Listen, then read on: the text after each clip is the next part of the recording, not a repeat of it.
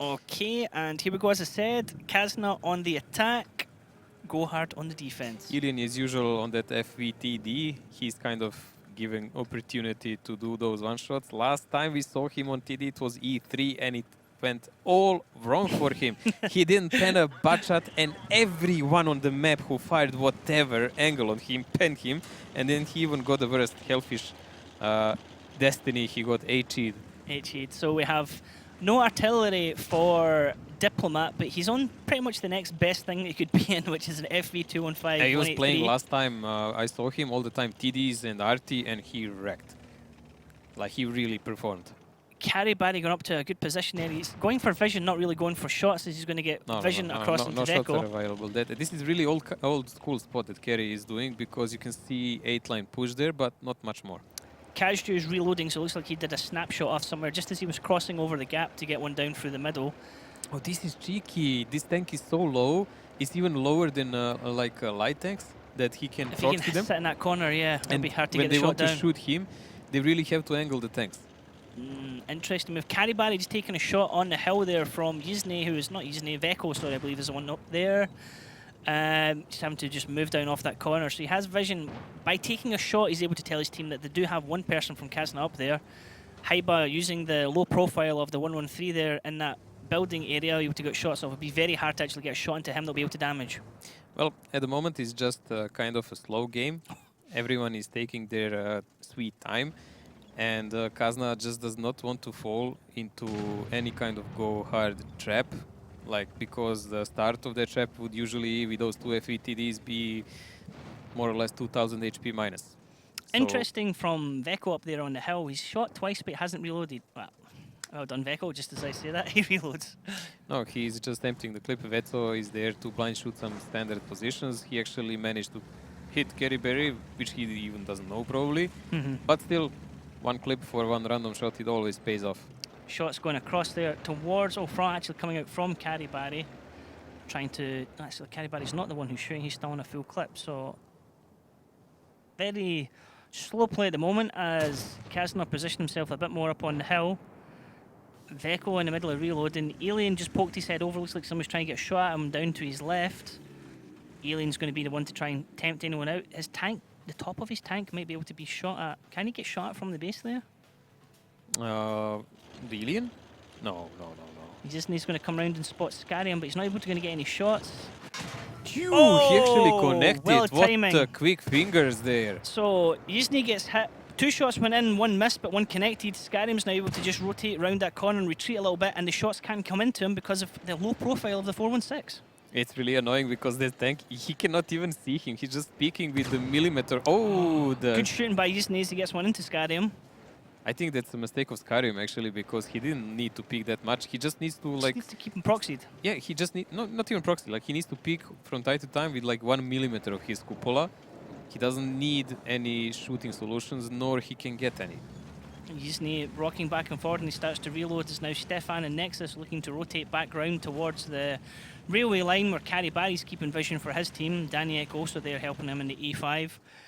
Diplomat and Kazju keeping the area secured. Veko might be the one to get hits if he gets proxied coming down the hill there as Nexus looks to move in. Veko's spotted but not able to get shots. Looks like he's going to back up Yizne and try and get shots into Scarium. Vetso is going to try to hug the right line of the building there and exploit the fact because if anyone from GoHard wants to shoot him, they need to expose themselves really a lot to any kind of Kazna guns. But they do not know that Kazna actually has no one there except Vetso. And Vetso, probably because of that, is not really risking to take him out, because if one of those 1-on-3, nice connection there. Great shot from Vetso, getting another one into Scarium hiding on that corner. Scarium not desperate, asking for his team to help. He's still giving his team vision in that area as Alien's also starting to slide down the hill a little bit. It looks like the rest of Kazna starting to rotate, coming up the banana road where Eurofish has already got a commanding position, being able to tell his team, okay, there's nothing up here yet, but you can come round. Kaizu gets spotted there by, I think, Yizne, who was just walking around the corner to spot him.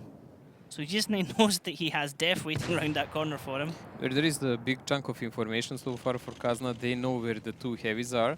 They just don't know where Dani is exactly. They know where Kerryberry is. They know where Kaizu is. So only guy they effectively didn't see is Diplomat, but they can guess his position, and Dani is spotted now. So only one guy not spotted so far, and that's Diplo. But they can literally guess that.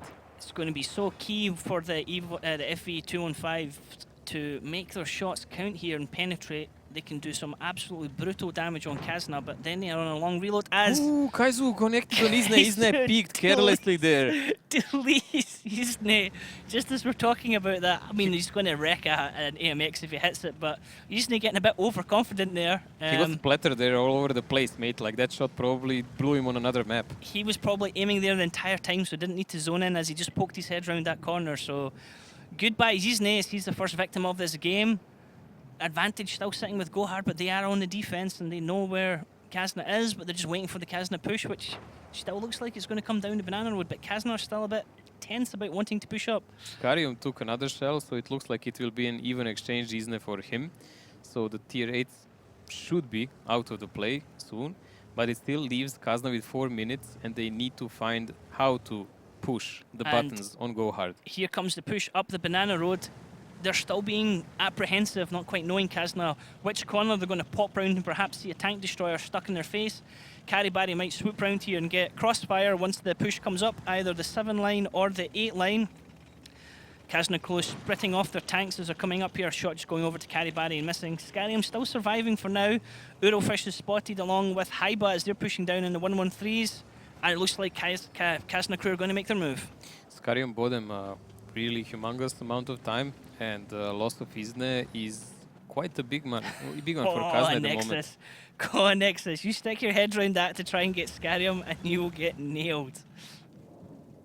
There is really not much Kazna can do now. They will have together in one moment and just press. Haiba's about to hit one. If they put one guy to the cap, FVTD can decap him in any moment he desires. Haiba's going to take one in the face from Kazju or Annihilator in a second here. Our Diplomat is covering that area. If he sticks his head out, he's going to be very, very careful. Haiba, you're playing a dangerous game there, laddie. Spotted, so Veko comes down and gets the shot into Scarium. He knows that he's able to come down the right-hand side of that area and that nobody has a line on him. Kazna crew slowly creeping forward here, but they don't really have, still not quite got the full information as to where GoHard are and where they're aiming at. Time is getting so short. I mean, any kind of cap pressure would be nonsense at the moment. They will actually have to fight for it. And they will have to master forces and hope, literally hope, that Kaizu and Diplo don't pen their shells. Veko, or was it Alien trying to get a shot across there? And there we go, the shot, as I was saying, once they stick forward, Kaizu is able to get a shot, and if Urofish sticks his head forward, he's going to get shot. If there's another TD hiding around the corner, looks like Kazna crew wanting to come here now into the base. Vetso should be the one to make a problems for Kaizu, because he is not safe from the top side. Vetso coming around to sneak behind. He doesn't have, Kaizu doesn't have cover behind him, but he knows if he stays, he knows it's coming. He knows it's coming. Vetso's going to pop himself round. Will Diplomat make this shell count? Oh, Kaizu eliminates Urofish as Veko starts taking down Kaizu. The rest of GoHard are going to come round in flank. Veko takes a massive hit there, 877.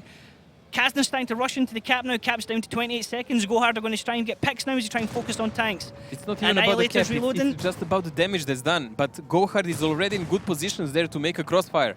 Caribari and Daniek's coming in, but they're being blocked in by their own teammates effectively from Tyne and Annihilator. Caribari sitting back with the Batchat T25, sorry, Batchat 25 coming around. Kazna crew, damage is starting to come down on them as GoHard are starting to make their shots count. Everything's going in GoHard's favour right now. They're able to now to focus on to Haiba. He's going to be the next one to drop on Kazna. This is going GoHard's way. Kazna are not able to get their guns to bear on GoHard. And Diplomat is now coming in, and whoever peeks first, he's going to get punished hardcore. Cap, I don't think Cap can even happen in any possible way. Stefan does have full HP and all the shells in the clip, but that doesn't really count. Nexus found a cheeky way to kill some of the guys, but still, look at the timer. 60 seconds, and Kazna is not really healthy. Oh, Nexus surviving there on 27 health if he's trying to stop the sweep round the back as Veko comes round to help him as well. It looks like Diplomat is looking for someone to remove from the map as he's going to go forward. You have Alien still sitting there. He can do massive damage. Stefan just round the corner on full health. This is still not set for GoHard. They need to find a pick on another tank and just swing it in their favour. There you go. Dani is going in now. He can take some beating before Carryberry, and then Carryberry can just sweep the tanks. GoHard is actually playing really well. really well. Tyne taking a hit there, but Tyne doesn't get a reset. Actually does, as he manages to get Nexus at the back there, and the tanks coming around at the back. Daniex and Karibati shooting in Veko. Stefan and Alien are coming around the front here. Diplomat is shot and missed. Actually, no, he hit Alien. Stefan coming around. Tyne's going to get a shot into take out Alien, as we only have Stefan and Veko left with hardly any health. GoHard still sitting on 4 tanks. Match is over. Bye-bye, Kazna, for your 5-1. Oh, no, still 5-1 still on, so I'll give you that one. So, Shoo, you infidel. the dead zone. What an infidel you are. I can't count. I told Daki that. Sometimes if I'm holding something from other hands, 5, that's me. But Well, Kazna got pretty much outplayed here by GoHard. GoHard had a good game plan, really good coverage of the map, all the angles, and they penned all the important shells. The Kazna literally thought for most of the game how to make an approach, and you could see they didn't find any solution. yeah, Like, they found a solution how to deal with Kaizu, but Kaizu already done his damage and they paid the price for it. And then there was no real solution how to deal with the other guys because GoHard was already on spot. and credit to GoHard for being patient enough to wait for Kazna to come in and not It's not Not only get that, tempted to draw out. the correct rotation of the tanks was on spot and after play also. Well deserved round. Let's bring up the statistics and actually see where the damage came from both teams. Top damage there, Veko in the back chat doing what he could there, but then the next 2 players coming in from GoHard, the 113 of Tyne and the FV215183 of Kazju. Kaizu doing Kaizu, 3k Kazju, HP yeah. because before he even died, and he was probably the most exposed guy there. So really well played. Oh, Scarium. Full Scarium, and Scarium was there as bait though, really, in spotting. So but Isne, like, he got really wrecked by that TD. he got poor Isne. I must say, like, Eurofresh as GoHard, well. Eurofresh was the one who kind of poked round the corner, was the first one to get hit. Alien not getting the damage down there in the FV 4005. That's not really a... You can't really blame him for that because it's not a tank you can get in and brawl with. And you have to pick your shots, and Alien didn't really have tanks to shoot at from where he was. That's not really... he's kind of a cover tank, and then it's pretty much RNG. Sometimes well will the shell go, and will he even have a soft target enough to pen? But, I mean, Daki was describing him earlier on as the Trident, so you have Stefan, Alien and Nexus, and if one of them doesn't quite do the damage expected, the other 2 don't quite do the damage either. I wouldn't go that far, honestly.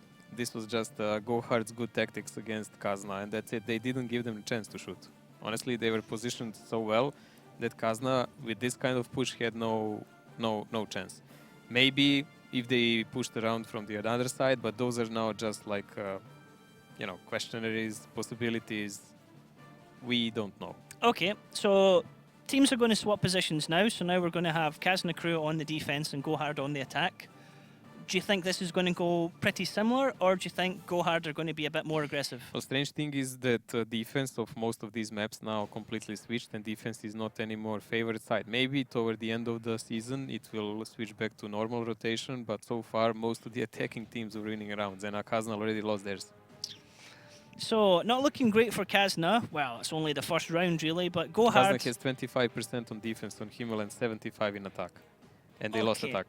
They lost attack, so defense not a strong point from Kazna. No, they usually attack while defending.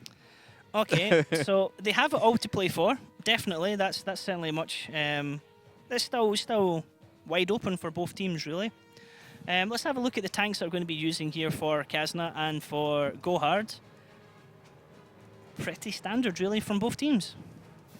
It's a pretty standard lineup by Kazna. They can do any kind of rotation and camping with this. Maybe FE heavy is not something you see that often anymore. From GoHard, this is something that Utopia broke, more or less. It's really all-around setup that can go anywhere. Okay, so can GoHard make it 2-0 against Kazna, or is Kazna going to bring it back to 1-1? Your predictions, Mojo? If that FETD doesn't connect, then it's GoHard's game. Then it's GoHard. So you he must connect 1-2k shell to win them the game. And do you think we're going to have Alien again on the FE? Yes. Okay. So then you're going to have the autoloaders. You're going to have Nexus and Stefan. Yep. Yeah, they will probably go like on the autoloaders as ever, but at the moment that's not important. It's just like kind of approach. They will take to the defense, because with this they cannot play their usual stuff, which is more or less really offensive control of the rail. They kind of have to play more conservative. So GoHard didn't have real chance to see them play like this. So there we have Kazna crew dominating the rail, going down. It's really cautious spot, honestly, like this. Danny X using getting spots on, gets the spots on Alien as well from Danny X, so that's a kind of important spot for the team. Just letting them know where they're there, but I mean, they're going to expect the FE to hover around that area. It's not really going to go far from the base. Next is covering down the bottom line where Carry Barry is running down on his own. The rest of GoHard just gathered up here at the H line, round about the bottom of the banana road. Sometimes teams like to sit there for an ambush, but realistically, if you're defending, you're not going to push all the way down there. Most teams will either sit up top, like you can see, or they'll try and get a bit of dominance and vision down the railroad side, down the 1-2 line. This is a really standard. They left Tini there in 8 line, so he can spot any kind of push from Kazna, and Danny, who is spotting the middle, because that's what you need for that push. Kerry Berry is just covering the lower part if some majority of Kazna tanks come from there. But as I said, Kazna does not really have a setup to play with that. This is a waiting setup, more or less. So they need to see some action from GoHard so they can deal with it. Yizne spotting out Danny X there and just missing the shot, but Yizne now, GoHard now know where Yizne's hiding in. I think Aizu is now aiming there, and Yizne's going to be in that corner for quite a while now. Somebody's always watching him. When he fades, he can sneak out, but it's just a question, will Kaizu manage to maybe hit him before that? Kaiju is actually moving away, so also there is quite an easy way to kill Yizne there, but it would require several of tanks from GoHard to commit, because they have to parallel cover the K line and the J line, so there is no one able to come and flank them. And then just one guy has to go there near Yizne and play the hold down from the sandbag, and he can just shoot him in the top of a turret all the time. So there's a blind shot coming out there from Kaiju, shooting down into D3 area, trying to get through that gap. Usually there's a tank sitting up there. That's where Carry Barry got shot in the last round, although Kazna probably had no idea that they actually connected with a shot there. And in return, Veko shoots up to where he would expect somebody to be. But nobody's there. And again. It's just like, maybe it hits, maybe it hits, maybe it hits. Kaiju again shoots down himself, blind firing down into, I guess that looked like maybe E2 through the building gap. Diplomat's covering the area and he's shooting blindly into somebody. He looks like he's actually shooting across into where Alien is. No, he's also shooting around all the loops and Yizne and such positions. See, between the buildings there. But Alien's aiming at Kaiju. He doesn't have a shot on him. Oh, he doesn't even know where he is. He knows someone is there, but he doesn't know. And he saw the shells that were coming in from the hill, so he knows at least one clipper is up. So Caribari is starting to rotate around with the team as the rest of GoHard are starting to go up for the north area. Tyne has a shot here across the Alien. Veko spotted. Alien wasn't spotted.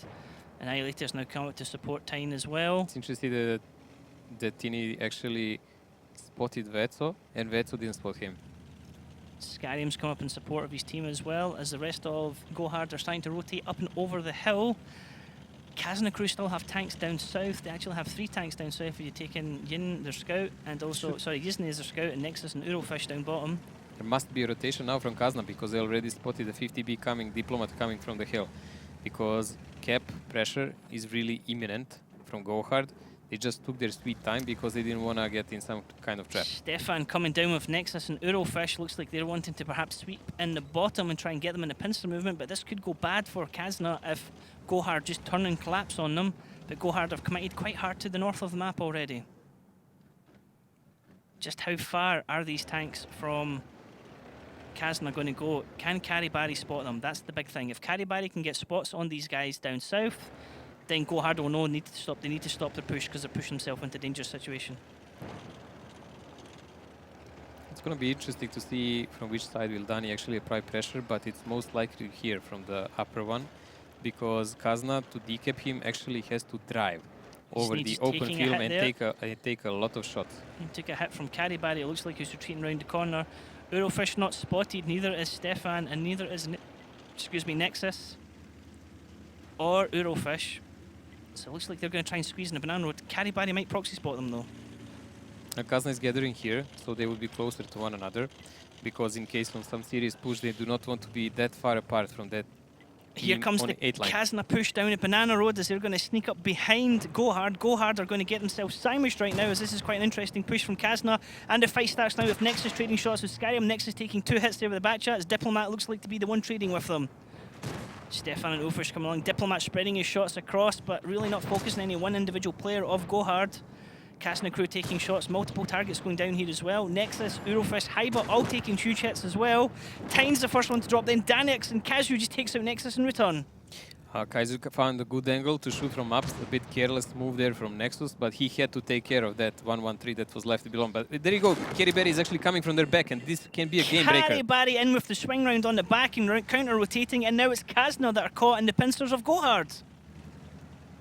It's really a bad position now, and good play by Kerry Berry. The next shot of Ilian might decide this game. Kazna just got out-rotated there by Kazna. Great play from Kerry Berry coming around the back as he's looking to Stefan still and get Ilian position. coming around the corner. That's going to be a crucial part here. Annihilator caught side on. That's not where he wants to be. Kerry Berry still has 4 shots as he's going to come round. No, Ilian he takes out connects Scarium. Scarium. Kerry Berry coming in to try and take out Ilian. No, he's spreading shots into Stefan because he can take out Stefan because he has enough shots. Ilian trying to protect his teammate. Kerry Berry takes out Stefan, and he's going to try and run away as Yizne taking shots into him. Kerry Berry's probably going to get dropped here. Diplomat's not able to help him. He's round the corner though. Diplomat coming round. Yizne chasing Kerry Berry. Yizne has 2 must shots. Connect both Can of he these get shots. both of them? Does he have enough? High roll. Nope. Diplomat takes out Hyba. Diplomat has a single shell left. Oh, Yizne gets a shot into him. Yizne on a reload now. Kaiju on a shot. Can he get one down into Veko? Nope. Diplomat's now dropped by Veko as Kaiju repositions. Kerry Berry reloading. Yizne's doing a master block here. Yizne's doing a great shot of holding him in. Veko gets the final shot. This looks like it's going to be going to Kazna, as all we have is Kaiju left on the hill. Well, it seems like Kazna finally managed to pull off a defense on Himmelsdorf, but it's still not over. Though definitely this game is not going well for Kaizo, especially since Ilian is alive and he can pretty much blow him up out of the existence right there and then. Is Veko going to stick his head around that corner? Not they're just going to sit back because they can afford to. Hötzer's going to just wait for Kaizu to go around and shoot for Ilian. He's, he's looking forward, he's going to come around that hill and Ilian's going to shoot him. He's going to be like, uh-oh. Let's see. Ah! Oh, the big shot! The big shot is there. He's in 788. He's left on 12 health. We've seen this yesterday also. And Veko comes round to finish him off.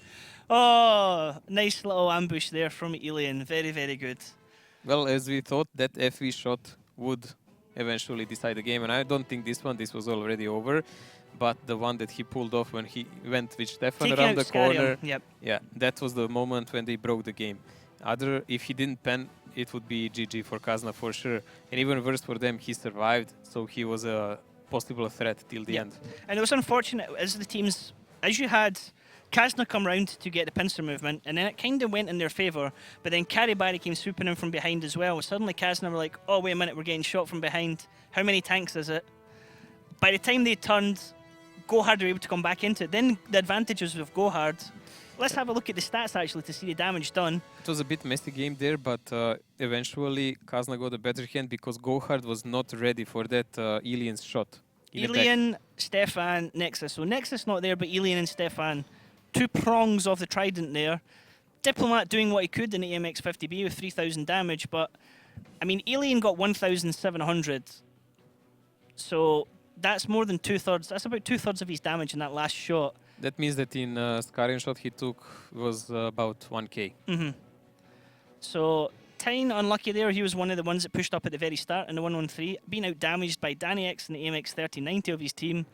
Hyba there in the E5, not really able to do much. He kind of went down quite quick in that battle. Isne managed to squeeze quite a lot of damage in this game, actually. From Isne, yep, in the AMX 3090, coming in at 9th damage, so that's actually quite good. Coming out on top of 5 other players there. 1600 damage on Himmelsdorf with a life tank is quite good, mate. More than quite good, because a lot of tier 10s don't achieve that. That's true, that's true. Well, he certainly came out on top of 5 more players in his team. So, we're at 1-1. We're 1-1 and we are heading for the next map. Dare we tempt fate by saying this could go to tiebreaker? No, we don't dare. We're too scared for that. Too scared. But I think this will be a close match, at least like 5-3. Okay, so the next one we're going into is Prokhorovka. We're going to have Kazna crew on attack, GoHard on defense. How do you see this one going? It's really depending. Will they change the tactics so far? Kazna was heavily relying on some rotation so far, not really playing any kind of artillery. But let's see. Let's see the lineups. Okay, let's see the lineups indeed, as we can work out who's going to be playing what tank when we see them. IS-7 again on Prokhorovka. Where's that going to be? Interesting that they have actually I7 and E5 in attack. So that's going to be a slower kind of attack. It should be on an open side.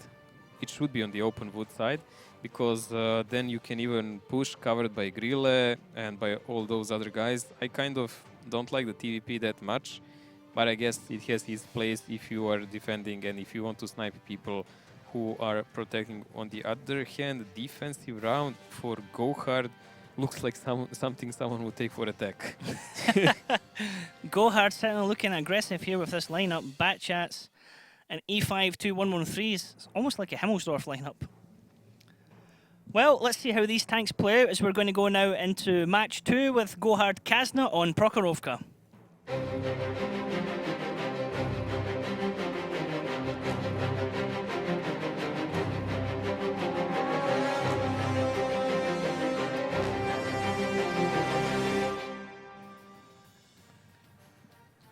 Okay, we have here Kazna crew on the attack and GoHard on the defense.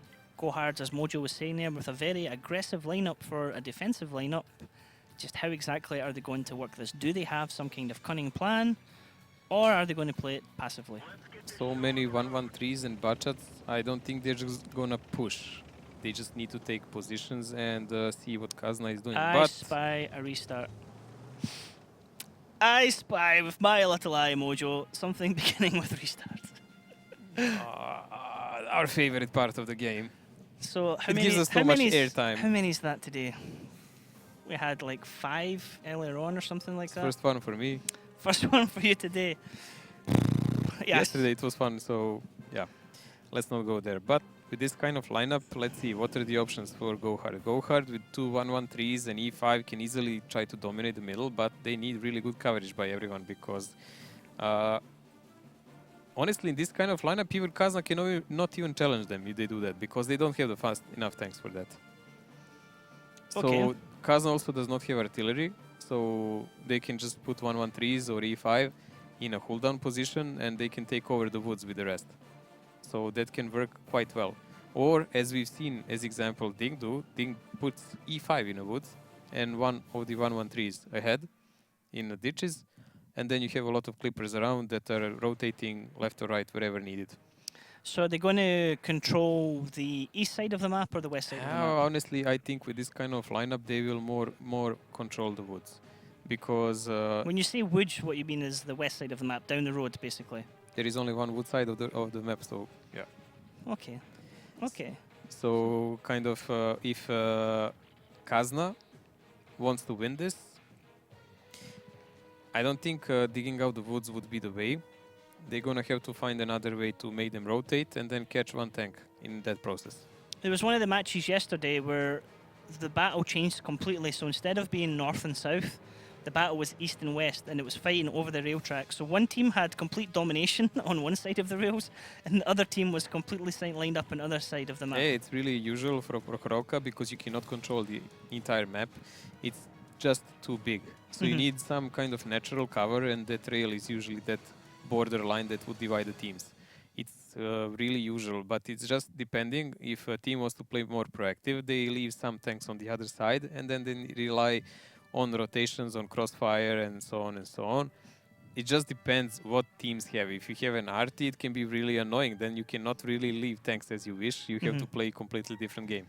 But there is no RT here. There is no RT, yeah. But there is surprisingly a lot of heavy tanks, so it will be a slower clash. IS-7 and an E5. What do Kazna have up their sleeve? Well, we're gonna certainly see that, but that IS-7 is meant for very few things, and one of them is to play a cooldown on very few specific positions of this map. One of them preferential would be to just stick it in a cap on the open side, because he can hide behind those little hills, and it's really hard to pen him there. So he's kind of a perfect 10 for that, but if you don't do that, if you want to push from the other side, Up to one point, it's a really dominant tank, but once you start peaking too much, then not so much anymore. Okay. So staying specific to Prokhorovka, if there was a tank that you don't see normally played on Prokhorovka, but you would like to see played, what one would that be? Which tank would you like to see people use more of in Prokhorovka? T95. T95. Come on. How are you going to play that one? Talk me through the tactics then. We already actually had one team wanted to pick it, but I'm not going to say who or what. It just didn't come to that game. I don't know. If I would play that, you just need to leave him somewhere, and I think most of the tanks from distance can't even pet him. But if it comes to rotation, it's sayonara.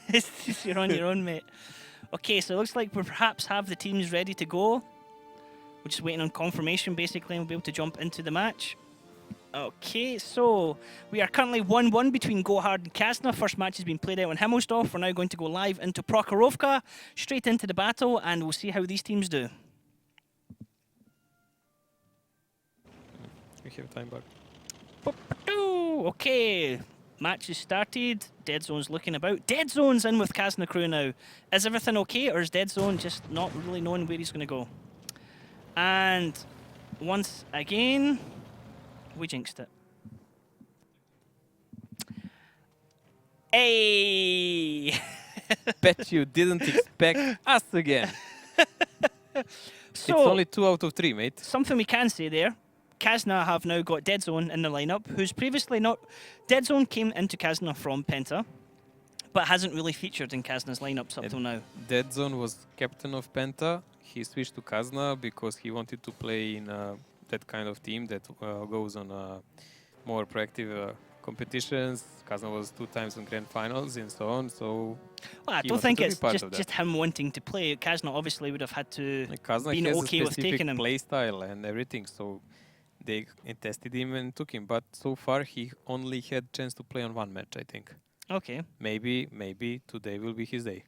maybe. So he's playing in a batch at 25. He was quite good with that in Penta. That tank didn't exist then because that's a tier 9 budget. That's the tier 9 batch. Yes. I can only see batch at 25 because I'm looking at your screen. we need to think of a better name for that.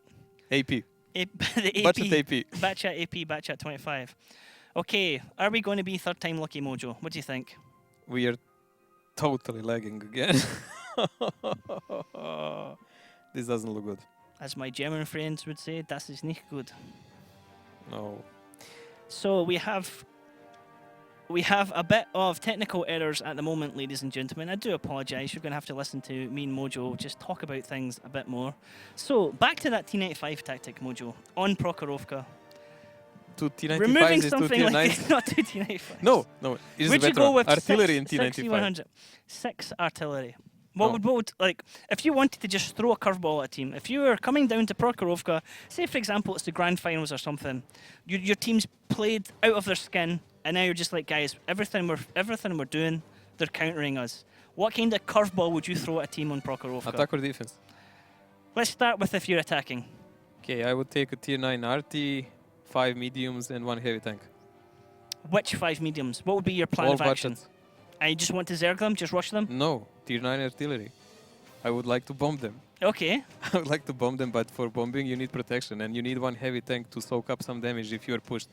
And you need a lot of mediums so you can spot around, and you need a lot of clippers because when the fight starts you actually need a hell of a lot of shells. Okay. Now, if you're on defense, how would you do it? Oh snap, that's a harder one. I really like when you have at least 4 budgets in a team, because I think you need a lot of rotations. I don't like how STB is performed in defense so far, so that would be an out for me, for sure. Maybe at least 1 heavy can go there, 1 or 2 heavies, or 1 or 2 constant shooting mediums also. Maybe object 140s, but not sure about that. I would probably go with heavies rather. It's like I was saying to Dak earlier on, if somebody asks you about lineups, 9 times out of 10 just say, batchets. Yeah, budgets are easy. Always, just Budgets are easy pick, but also you can. This is just tactic wise now. If you want to play on a wood side, it's kind of really good if you have a light tank because he can give you an early info, but later he's kind of useless. So maybe if you play with those tier 9 budgets, you can just squeeze one in a defensive bush to spot, and you can have other guys lined up around the corner. And the thing is, the very moment that tier 9 Barchat spots anyone coming, he needs to run away immediately. So they don't wait to do some shots from distance. Okay. He just runs away immediately. That's the moment where you can use the T95. He can shoot from distance because it's horrible to pen when you're shooting him from distance. Okay, so I believe we're going to have just a short break while we try and work on issues here, ladies and gentlemen. So give us a couple of minutes and we'll be right back with the show.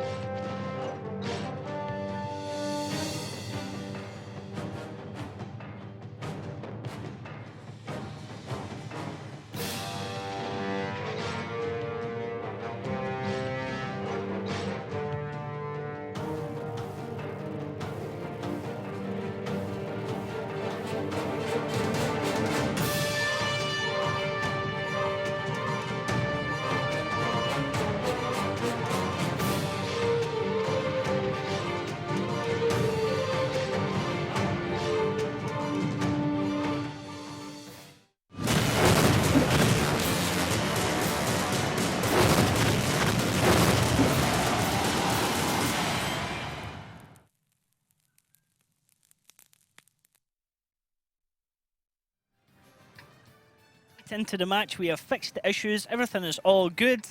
Now we can go into Prokhorovka with GoHard on the attack and Kazna crew on the defense. Nope. It was not that long ago that you would actually... It's my bad, sorry. Kazna crew are on the attack and GoHard are on the defense. And there's the dead zone! There's the dead zone, and thank God for existence of you too. Okay, everything is good. Let's see exactly how these tanks are going to be used with this IS-7 and this E5 from Kazna crew. Well, Kazna, as we thought, they're going more pro-wood side, while GoHard is controlling the middle with those 113s also, as we thought. So we will just see what will the late plan of Kazna be. Approaching with Ilian, that's expected because there is no one in GoHard team who can really pen him.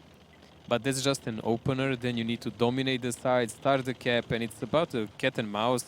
How much time will actually Kazna lose trying to go there, and will GoHard be able to do some damage to them while that's going on? Haiba there just sitting in the bush to make sure he can spot anyone coming back over the rails there. Not really overextending and pushing right, but GoHard kind of doing the expected tactic of going down the right-hand side. They know not to go down the bushes. They know that Kazna are going to have the heavy tanks in the bushes or in the trees on that side of the road. So Annihilator sitting in the town, Scarium sitting up, just kind of having a peek for his team. Doesn't really have the gun depression to be doing this Scarium in the 113, so it's not very great to use on the hill.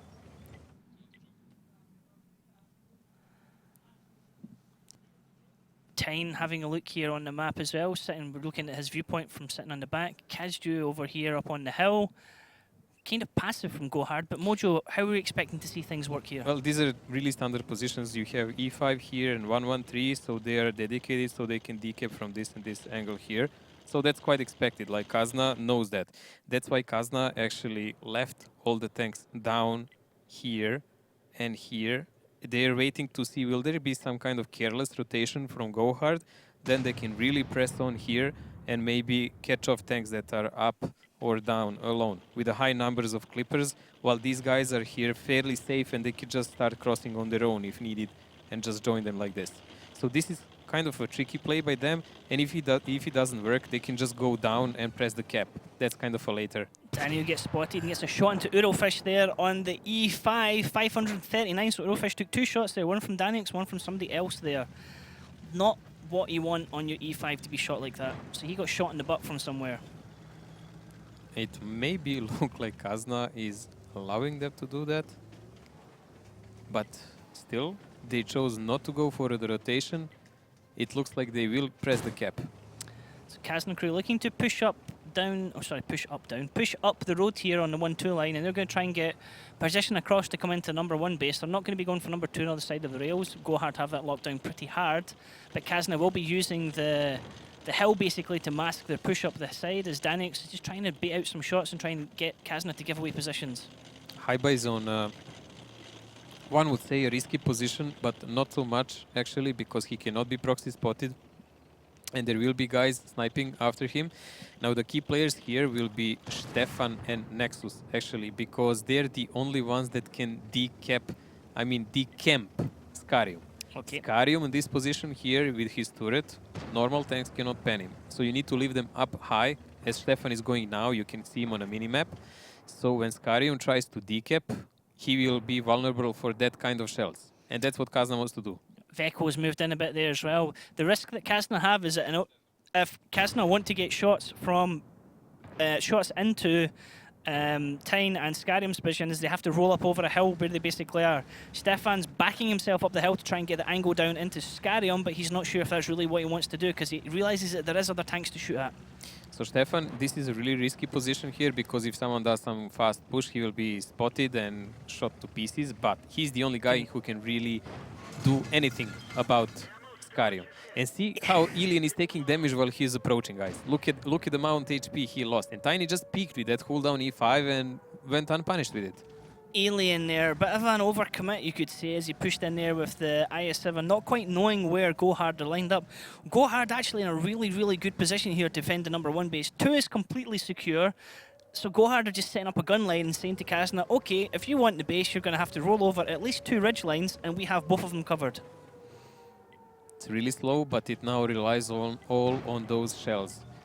Ilian is on 2-shot at the moment. One decisive peek by Tiny and Scarium in the same time can end him up. But i7 is a not easy tank to pen in that position. So one of them can actually end up wrecked if they do it carelessly. Urofish there just rolling over a hill and getting himself shot once again. So that's the two heavy tanks of Kazna actually being the ones that taking the hit right now. Kazju is only one on GoHard is actually taking hits. I keep pronouncing his name wrong. Kaizu. Kazju. Kaizu, okay.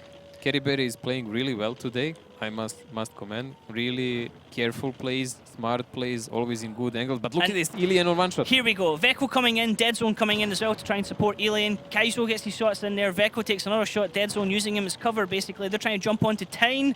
Kaizo's going to have shots on both of them. Oh, a shot missed in from Annihilator.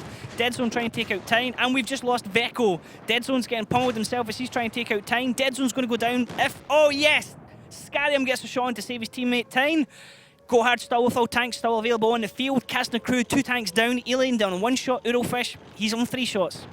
The plan is just too standard and it's not working. GoHard is like 3 steps ahead of Kazna at the moment, really predicting their moves well. All the angles are covered, and look at this, even Dani gets a kill. Haiba and Ilian eliminated at pretty much the exact same time. Oh, Kazna, you are being outplayed here by GoHard. They have set up a fantastic defensive line, still with all their tanks available. Tyne doing an exceptional job there in defense. Urofish rolling up over the middle now, and GoHard are just starting to split their forces in to get crossfire. It's just an amount of HP that Ilian needs to be on a cap safe, and he pretty much ended up on crutches when he came there. 750 HP is not enough to survive any kind of serious pressure there. Kazna knew it, and they were forced on that kind of move they did. Nexus backing off there and taking another shot. As tanks, you have Annihilator and Danix coming around. Danix is going to spot out Nexus. Annihilator coming in to support him. Carrybarry sitting up close there. He's looking to get shots across onto Nexus. Tyne actually ammo racked here where he's sitting defensively at 1, 2, 3, but he's not going to do anything risky. Scarium taking a couple of huge hits there. Has to be careful not to overextend here. Advantage with GoHard with the armor, but have to be careful not to lose tanks carelessly. Scarium just drive through the Kazna guys. Just drove right. Is he disconnected? His gun's aiming backwards. I think he's disconnected. He's still going. He's stopped now. Okay. He's just drove through the middle. Next is trying to get around Danix. He's going to get taken out now by Annihilator. We have Kaizo coming up here against Urofish and Stefan. They're going to go down next. I wonder which one's left. Urofish is going to be last one. He took the first hits for his team. And that's a convincing win there for GoHard, who still had all their tanks left, albeit on low health. All 7. All 7. That's quite an achievement. Almost textbook example of how to defend on that map. This is something like a current meta of defense on this map, and it's working really well, but we've seen it's chipped when you take some RT tier 8, tier 9, really kind of strikes hard in this.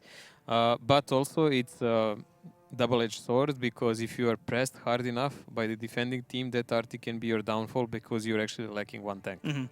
Which, like I said with the match yesterday, it ends up going from north and south, the way it starts off to an east and west brawl. And the one team just takes the train track, takes the right-hand side of the map, and they actually have the stronger position. Because in order for the other team to come out of the woods, they have to come over the ridgeline of the road that they're on, and then to advance over into the base, they still have another ridgeline that they have to roll over. Do they have a stronger position or no? That's always questionable. It really depends how you set up your tanks. And some teams didn't try to play that slow as Kazna. They just put a guy in a cap as a bait and actually push with everything else they had on some other side and then crush a team like that. But GoHard really covered all the bases well. So let's have a look and see if the damage from GoHard is spread across the team or if there's any single carry person there. Diplomat coming in there with the 113 with 2802 damage. It's great play from him. Urofish and Stefan doing what they can in the E5 and Gorilla 15, but then the next 4 players all coming from GoHard. GoHard, pretty good displacement of damage there overall everywhere in the team. Only Fishy and Stefan managed to do some damage, and that's like backline sniping. It's not even important in this kind of game. All the damage, the crucial damage that was done on Ilian. Once he was dropped low, Kazna had no alternative except to push. And the time was also low because they were waiting quite a lot in the start. Ilian, sadly, they are coming in second bottom. Haiba, not really able to do much, but he was down as a spotter at the bottom of the map and wasn't expected realistically to add anything to the battle once it started. Dead Zone, unfortunately, coming in there, getting himself, as he was trying to get the jump onto Tyne in the E5, not able to land all the shots. He managed to get 3 in. Could have done a bit better there coming in, but he's in the tier 9 back chat rather than the tier 10 back chat. Honestly, I was hoping that Kazna will do something like I wrote, because when someone is defending like GoHard, they have a significant weakness in defense. They're spread all over the map. And I was hoping they will use those 2 heavies as a bait, and they will just push with all the clippers on the other side. And when the counter attack comes on the heavies, the gorilla would come in hand and he would do pounding from distance. So that kind of game would be something I would like Kazna see and play, like kind of a mind game. This what they're trying to do is some really slow textbook approach, but it doesn't work well against the team that is already a couple of steps ahead. Yeah. They can see it. GoHard are putting in. I mean, They're they've been practicing like crazy coming into this. But they wanted to make sure that they had an impact, and you can see that it's certainly working out for them. So we're going into round 2 here. Now we're switching round. GoHard are going to be the ones on offense with Kazna on the attack. Okay. Two offensive teams at the same time. Oh, GoHard are the offensive attack. Hey, it's been a long day, Mojo. Hey, I feel you, bro. I feel you, bro. This is a super aggressive lineup from GoHard. Yes, this is something very interesting because Kazna now has to play stick-together team in order not to get caught. But Kazna also has 2 tier 9 budgets, so it goes for them. If they manage to push those heavies, if the brawl comes in front of them, and save the clippers, Kazna will win the match. But if one of the clippers or 2 of the clippers get caught somewhere without the big engagement, Kazna will lose the game for sure. So Kevin from Kazna earlier on was expecting, he said he predicted it going to be 5-1 to Kazna. That's already been jinxed and not happening. It could potentially be 5-1 to GoHard, but we have match number 2 just coming up in just a second. Let's just focus on Prokhorovka and not so much of the crystal ball. Crystal ball is far ball away. Indeed. Let's just jump into the battle then as we go for round 2 in Prokhorovka of GoHard and Kazna crew. Okay, so key player to watch right now, I would say the bat chat of GoHard. I hope nobody in production yells, go for the bat chat. No, the bat chat. Look at the bat chat. Okay, there is a bit of split here. There is a bit of a split here on a GoHard side. So some of the guys are going for the hill, other for the middle. They do know that Kazna cannot really challenge them fast. And also they're probably anticipating that Kazna is going to try to play something together. It's just a question now, will Tini and Suksika get caught now by Kazna? Because Kazna is really well hidden in the bushes and they're doing exactly as I said. You see, Haiba is in a front line spotting and everyone else is behind in a cooldown. Tini takes 1 shot. Can he get round and get a void for other ones? Not another one comes in. 3 shots. 2 shots missing. Still spotted. He's still lit. Is he going to get over the ridge? That damage is already done. That was a expensive spot that saw nothing except shells. He saw nothing except shells, but arguably Kazna should have been a bit more on point with their shots as well. So realistically, Tini should have gone. He shouldn't have been able to escape that area. Let's emulate the GoHard team speed on it. Guys. Yeah, what's up? They're in the woods. How many? Guys, I don't know many. Everyone. So many shots. I mean, the last 2 that came in, they should have taken damage. Whoopsie. But let's have a... well, things are going... We're losing screens here, but we can still see in another screen. Dead Zone sitting up here. Top corner, don't really know why we're seeing it from his. He is able to look across to where Caribari's coming on. Caribari's got himself spotted. Annihilator's getting shots out, but I don't know where he's actually shooting at. Caribari knows he's spotted from somewhere. Annihilator looks like he was shooting into Veko. Well, Caribari is staying below that hill. GoHard here has to clear Caribari that has to be zero careful not first. to drown. They have to clear the A0 first, and Kazna is covering that by crossfire from those 2 mediums down. So this is their first thing they need to do, but also they have a lot of guys that can shoot from a distance on Dead Zone who is stuck up there, and he's even spotted now. So Dead Zone's only just spotted out now, but he's in quite a defensive area. It's going to be frustrating to try and move him out without taking crossfire from Vetso and from Eurofish, who are covering him as well, giving him the covering fire to stop GoHard sweeping in. So GoHard kind of going for what they did similar to the previous match, taking control of the right-hand side as it looks like they're going to squeeze into Dead Zone now. As Danex moves in, he's going to use his I'd imagine he's going to use his wreckage as cover, but he's overextended. Danix is going to go down for taking out Danny the did dead kind zone, of. and I don't know if that's actually a Ooh, decent Veto exchange. took a lot of beating also there. No, then this is really good for GoHard because I already said this with the Ducky in previous matches. We don't like this position because that guy cannot really be defended. He's always like a victim there. In some of the old formats, it was a cool position because most of the people didn't expect it in a start, but after everyone realized how it's used, everyone knows how to make a crossfire to deal with the guy and to deal with the guys that are covering him. Yeah. You're relying on your teammates at A6 to be able to help you, but as soon as they poke their heads up over the ridge, they're going to get taken out by the guys in the town who give you the crossfire. Stefan just dodging a shot on behind him there. It looked like it came in from Caribari or Diplomat. Tyne's reloading, as is Diplomat, trying to get their clips back in there as Nexus is slowly hunting over here on the prowl for some more targets to shoot at from GoHard. Currently in GoHard's favour, but only ever so slightly with the health pool's advantage. If there is going to be any shooting and anyone spotted, I'd imagine GoHard are going to want to quickly take out Veko, knowing that he's only on one shot. Stefan takes a hit there again. And another one coming in there. Just to be very careful he doesn't overextend. A lot of advantage at the moment for GoHard. I don't think they will touch the cap yet, but here we go. No, listen up. Fishy can do really good decaps from there. He can do really good decaps, but they need to set up a crossfire so they can pen his turret while he's doing it, because he has to angle it under specific angle.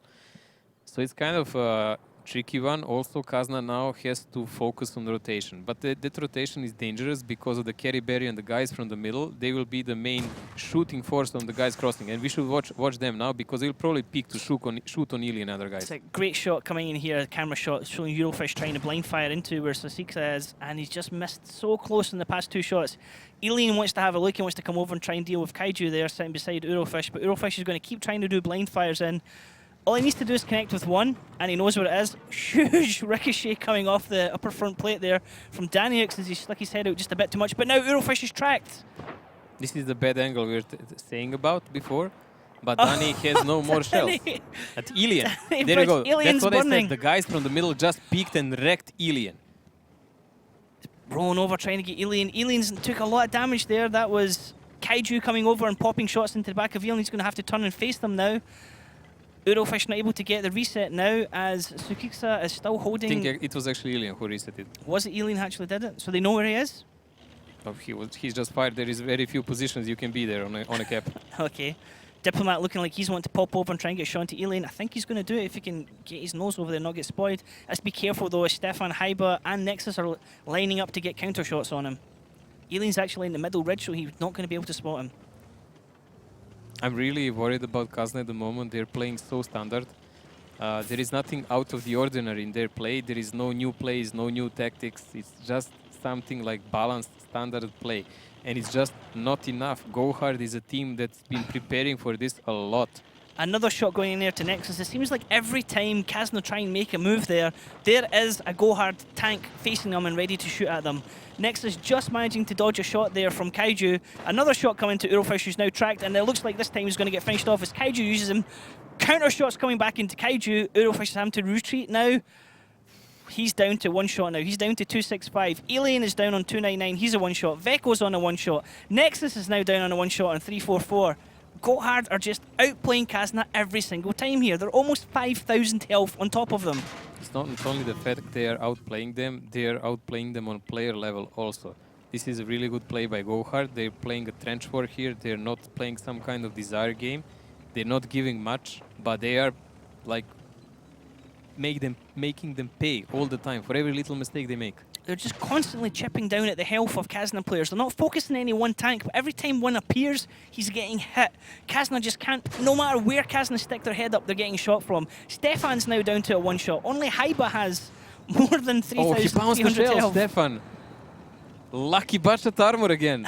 Bounce chat. Bounce chat. It's almost as bad as the Stellanian armor on the Russian tanks. Diplomat is just rushing in to get a shot. Diplomat's going to take a shot there as he's going to secure that one.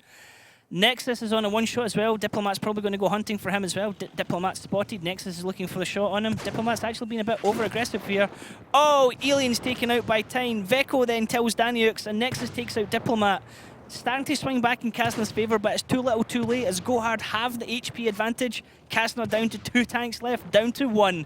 This is GG. This is going to GoHard, and it's going to go 3-1 GoHard. Kazna outplayed basically on both maps here on Prokhorovka. This is a really good play by GoHard. We've said it many times now. And what's troubling for Kazna, beside the lack of good tactics, at the moment, GoHard players are outplaying them. Player by player, they're just doing better. We've seen several mistakes, mainly sometimes by Dani, because he's a team captain, so I guess pressure. But the rest of the guys are just performing. They're playing Nexus really is cautiously. able to take a shot out. Can he get Swixa as well? Can he take out 2 before he goes? He does! Nexus is going down swinging. He still has 2 shots left.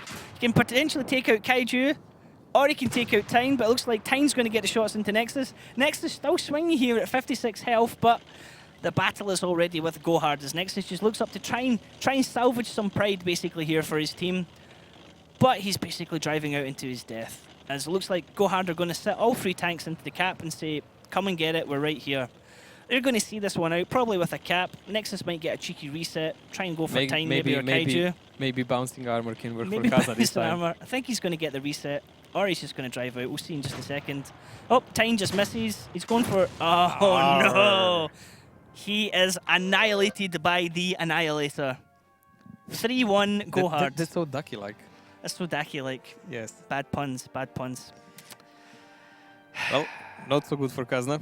Not so good at all for Kazna. GoHard looking very, very convincing there on both rounds of Prokhorovka. Also on last match, Kazna, next map is Morovanka, and Kazna was really weak there last time against Utopia. They got pretty much wrecked. Just have to be careful not to get cap rushed. It's like Kazna's Achilles heel for Morovanka. Yeah, it's more like oops, honestly. But but Kazna still had no idea how to deal with Utopia on that map, and it's really close to that match. So I don't know, did they have much time to prepare externally? But let's see what happened on this map now. Yes, let's have a look at the damage on this map as we can see who the heroes were for the team. And Dani, who I said misplayed several times, the top damage dealer. Yay for me!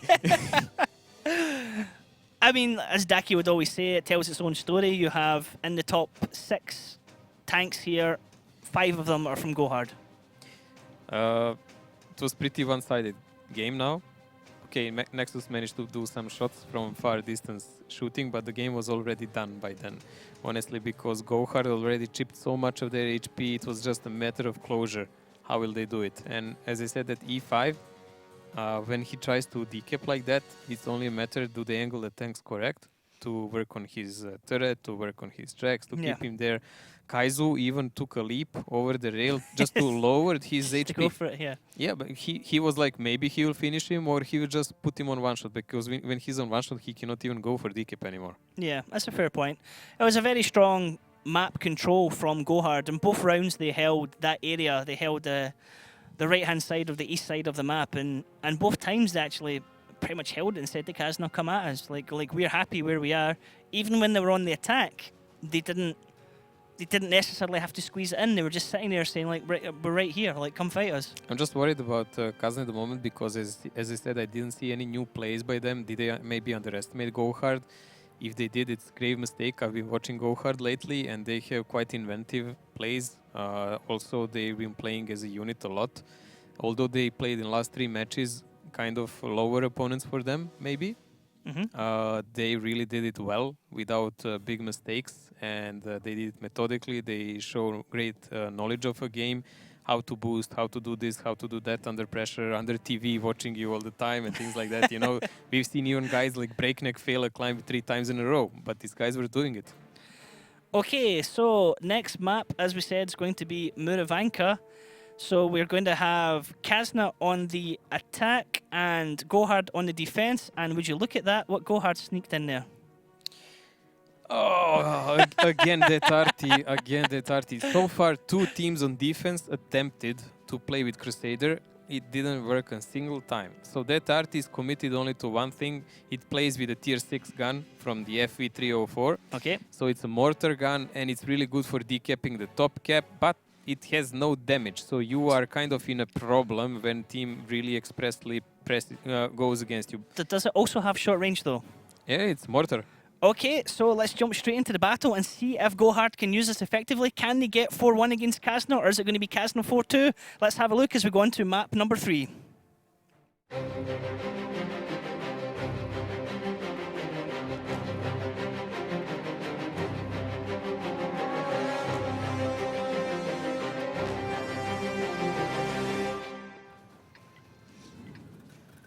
Okay, so GoHard on the defense, Kazna on the attack. Talk us through this one, Mojo.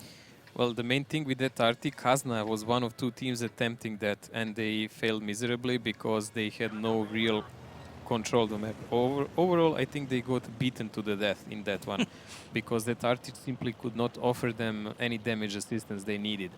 In this game, Kazna plays a team that is mainly made for 1 cap pressure, not 2 but 1. So far, they've played all the time, pressing from the forest on 2 line, on a 2 cap. And last game, Utopia really wrecked them because of that, because they just fell in a trap. But there you go. This is really aggressive push on a cap. A lot of guys in a cap. Kazna already did this in previous seasons, so this is nothing new here. Interesting new thing is look at the position of Stefan and Grill, of Vetso and Grill. So, Kazna crew rushing in for a cap rush here. Dead Zone already taking a hit, so they've slightly reset it. Diplomat coming in. Already you can see the RT coming in to reset the cap. So the RT is doing its job exactly as required. Annihilator getting the quick resets as the rest of GoHard can rotate around and try and get shots in. Diplomat's going to be the next one for shots. Annihilator not able to get over the ridge there of the shot, but already the reload's coming up, and here comes the next shot as Annihilator shoots. The thing is, sooner Cap or later, not coming in. the sooner or later that RT will miss something. But there is a huge shot on Grille there. Stefan getting absolutely hit by something here. The cap is still going in. GoHard needs somebody else to reset the cap. The minute Annihilator misses one of his shots, it's going to be in a lot of trouble. He's reloading now. It's down to 8 seconds by the time he gets his shot off. This is very, very dangerous from GoHard. They need another shot in. They need somebody else to go in. Kazna's leaving the cap. Still getting Kazna is leaving the cap. Kazna having to break off. It didn't work for him, but it looks like Kazna are going to swing round now on Kaiju and then Suzixa. I think this is exactly what Kazna was actually wanting for. They wanted to see some kind of split from GoHard so they can go and press them. And this is some situation that Kazna should deal well with, but Fishy is really overextending here, and Kerry Berry is taking advantage of that. Eurofish overcompensating here, going. Nexus takes out Kaiju, but at what cost? It's going to take out Eurofish. Veko in the T-57 Heavy takes down Diplomat. We can see here Suzixa taking shots, and Haiba in the middle there. Haiba is deleted by DannyX. On board here now with Elian as he's on a reload and rotating back round. Carry Barry still sitting in there in the middle, 240 health. Dangerous, but he still has a gun there to be able to shoot stuff. Kazna Clue dropping more health of Dead Zone, and Nexus also taking shots. Important thing is just to monitor here who has more mediums alive. Heavies are not an issue here. If Kazna manages to drop the mediums of GoHard, especially Kerry Berry, who is on really low HP, Kazna will have a huge advantage because then E5 and I7 are not tanks that can deal with mediums on this map. Arium bouncing 2 shots there, bouncing 3 shots there from Skyrim, still surviving. But Kerry Berry falls. Alien takes out Carry Barry. Alien's going to get focused now by Skyrim. That was a great shot from Alien finding the shots there. Suzixa manages to take out Veko in the T-57 Heavy. The advantage still sitting here with GoHard. Slightly more health though, sitting on 1000 health. But the problem with GoHard is that their extra tank is Crusader SB. Their big problem is because they have 2 heavies. Now Kazna, more or less, has an open ground to set up a play for number 2 cap. Because they have a lot of mediums, they can probably make a fire line and just put Elian in the cap because he has enough HP, and they can play around with it because the only guy that can effectively do anything about it is Susika, and if Kazna manages to draw him out and kill him, it will be GG. It doesn't matter they're 1k HP down, they're more mobile in this game. The only, I would say, bad thing for them is because Nexus has a dead commander and no means to repair him. So Nexus not able to get very many spots. He has much lower vision with that dead commander, so he could be lit and not know it. He's probably blinder than this RT at this moment. Annihilator moving around. He's going to have very low vision himself. He's basically just relying on his team to be able to spot for him. And he's already repositioned himself to be able to cover the number 2 base, as GoHard know fine well that Kazna are going to be rotating for that. You know what's specific for this RT? Did you ever play it? No, I've played the FV, but not the Crusader with this gun. Crusader is considered the fastest runaway RT in a game because actually when you drive backwards, it goes faster. 2 or 3 times faster than forward. It's ridiculous. And the funny thing is, you can turn a gun and shoot the people while you're doing it. So, as you said, Alien's going to be the one that goes in to start the cap for his team. Has to be careful here when he goes to do this, because if he gets spot, they're going to try and get shots into him, because they know that he's the one with the most HP. Stefan sneaking round here. Both Stefan and Nexus are going to need 2 shots into them to take them out. Dead Zone is also going to need 2 shots to be taken out, but he has a damaged fuel tank, so if they can get a lucky shot. It's all about Suksika now. Look even how those heavies are protecting him, because he's the guy who needs to finish this game and to bring them the victory. Dead Zone just moving up now as well. He might spot Annihilator, or Annihilator might be able to spot him. This could work against Annihilator here if he gets spotted by Dead Zone. No, there is no way to be spotted there because he is in a hole. Annihilator is in a defilade, so he cannot. There is not even theoretical way to spot him, nor he can spot anyone. Now all Kazna is checking, is there someone in the bushes on that open field? That's what they're trying to do, and if there is no one, they will trigger the cap. And who did they put in? Dead Zone. Okay. So they're actually saving Alien to play a clash against the tanks. Dead Zone acting as bait here, trying to draw out anyone from GoHard to get spotted so that they can get smacked by the gun line of Kazna crew who are just waiting. Danix actually takes 2 damage there. Something hit him or he rolled off something too hard. 2 damage. What happened there? Maybe he tripped on some root. Clipped off something or something. He took 2 damage. That was really strange. I really don't know. I seriously doubt if Stefan fired an I wonder, HE actually, shell. it might have been a tank. It might have been Scarium turning right beside him or something like that. But you just saw -2 come off in there, so that's interesting. Scarium does a blind fire into the cap to try and go for reset. Has to be careful he doesn't reveal his position when he does that. Shots coming in, both from Scarium. 100% doing the same. Scarium, Danix as well, and Annihilator. Sooner or later, Suksika will have to go for a play and they will have to push with him. They cannot let him push That alone. one was so close from Annihilator there on Dead Zone. Dead Zone's getting a bit nervy, starting to move. Maybe the shots are creeping closer to him. I think he will just do that, you know, that First World War kind of The medicine? marching artillery fire as it comes closer to him. Yeah. You know, the shell will not go twice in the same hole. It's going everywhere. And Dead Zone's getting a bit nervy, I think. Danix is spotted though. Dead Zone's being able to spot him. Danix could get deleted here. He's rushing in to try and get a viewpoint on Dead Zone. Dead Zone's actually backed off. Danix has to get himself in cover. Lucky bouncer. That was a tracking shot. Didn't actually take any more damage. But there is 3 minutes now. They know where Dani is, but they have no idea still where Suksika is. Alien's trying to get shots now on Danix. Alien will expose himself. Alien's the one that GoHard want to focus on if they can. So Alien's not going to shoot unless he actually absolutely has to and knows he can get his clip off. I think the last trigger of the cap will come in now. And after that, if there is a reset, there will be a big brawl. Danix starting to back off now, using the buildings as cover so he can retreat back to the safety of the hill for his team.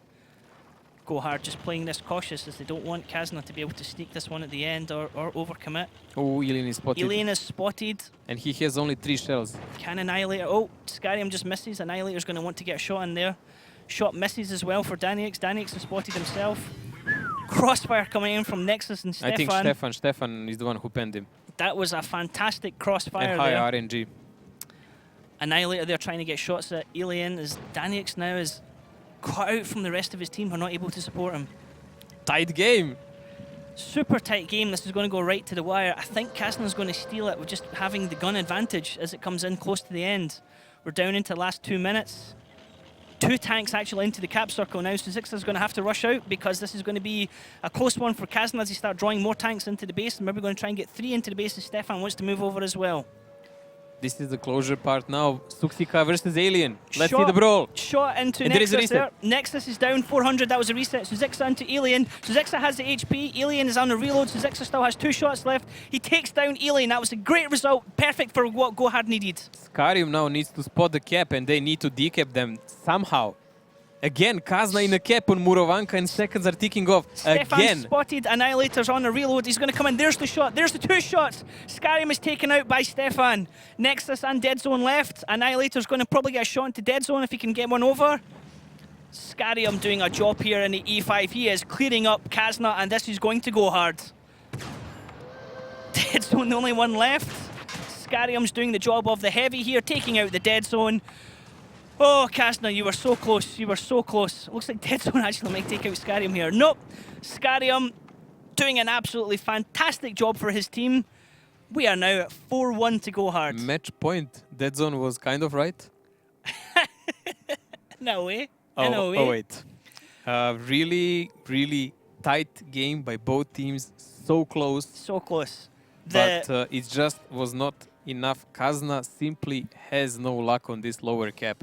This is, I don't know, second game I've seen they get resetted in those last moments. We didn't quite see it, but Alien getting caught out in the middle, he was the one player from Kazna at that stage that could have turned things. He had the HP, he had the shots.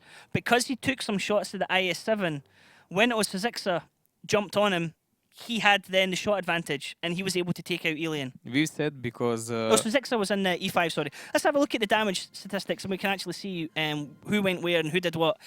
Fiziksa, sorry, was in the bat chat. I do apologise, my bad. Was and in it was a bat Scarium in the E5. And we've been saying that the clash between Suksika and Ilian will eventually decide the game, because those two batchats had most HP and they were everything that the both teams were relying on. Look at the shots done and the damage done from each of them.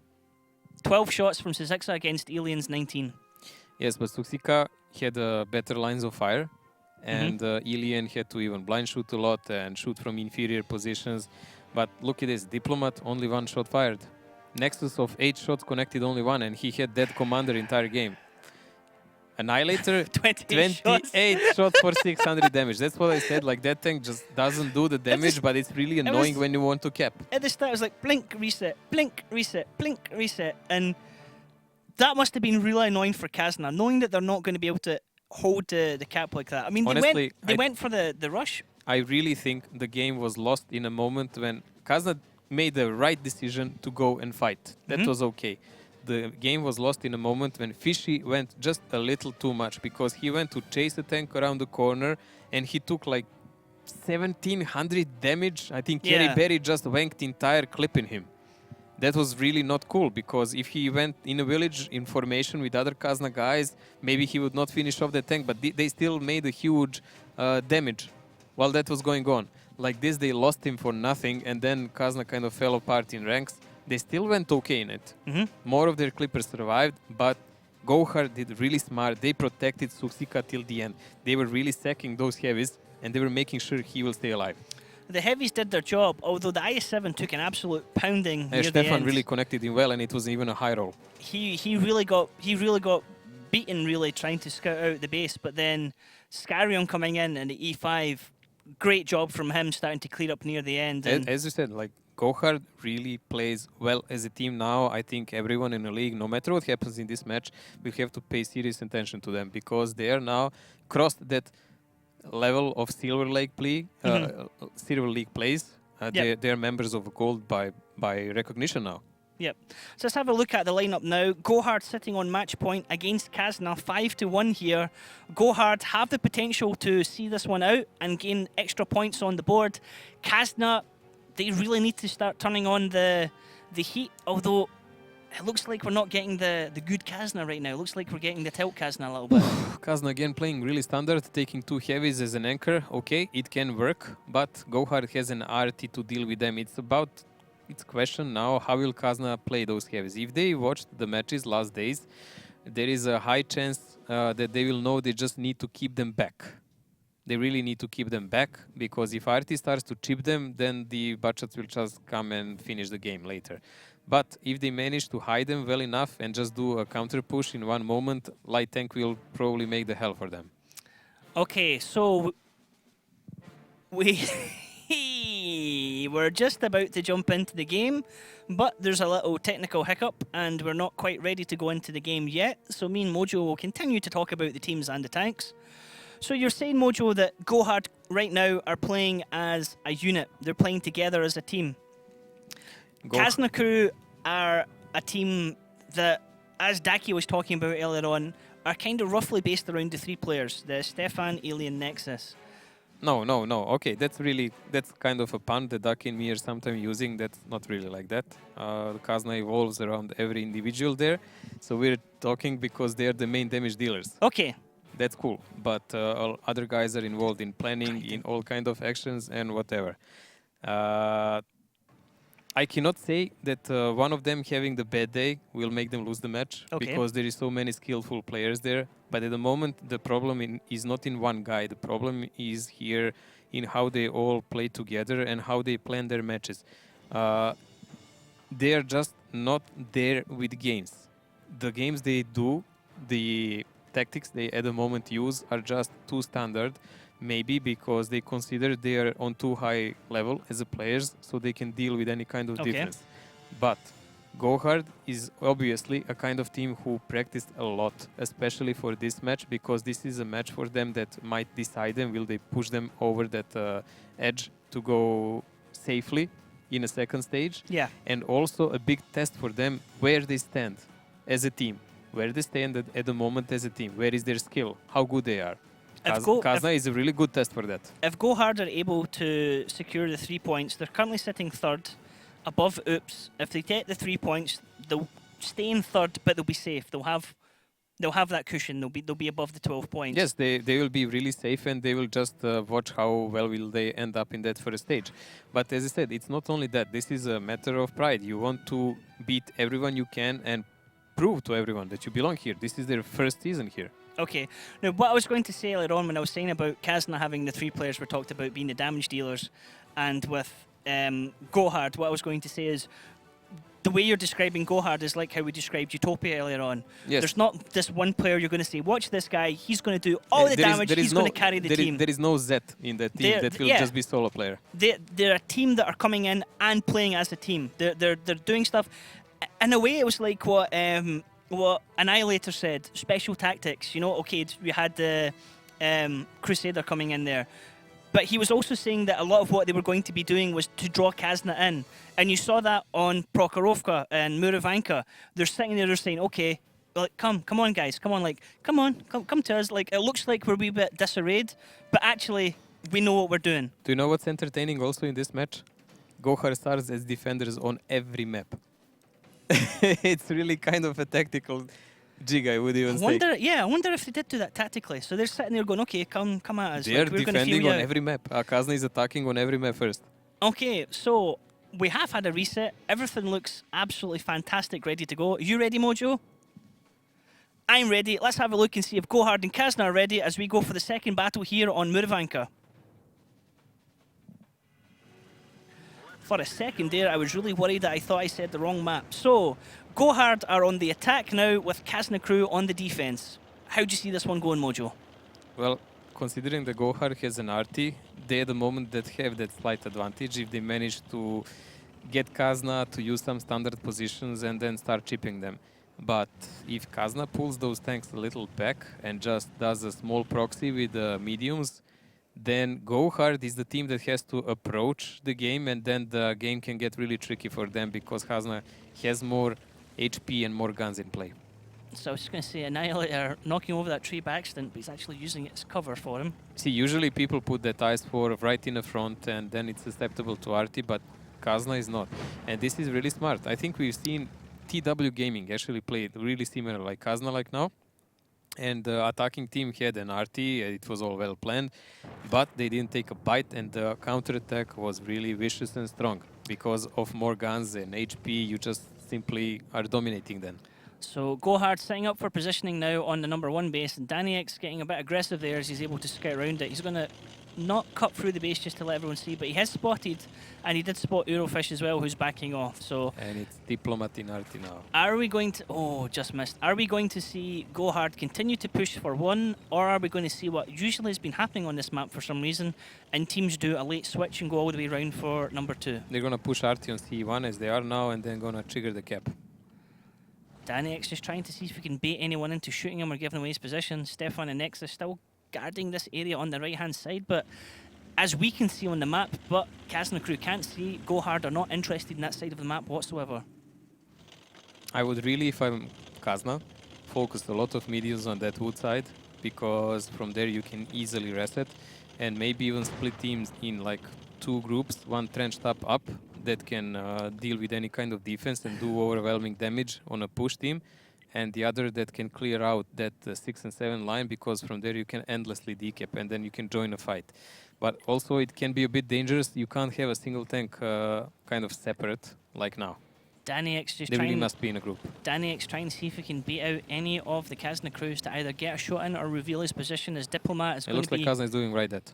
Aiming down at Veko, Eurofish or Haiba's area, but Kazna crew are going to do the rotate as they know that everyone in GoHard is effectively on the left-hand side of the, or sorry, the west side of the map.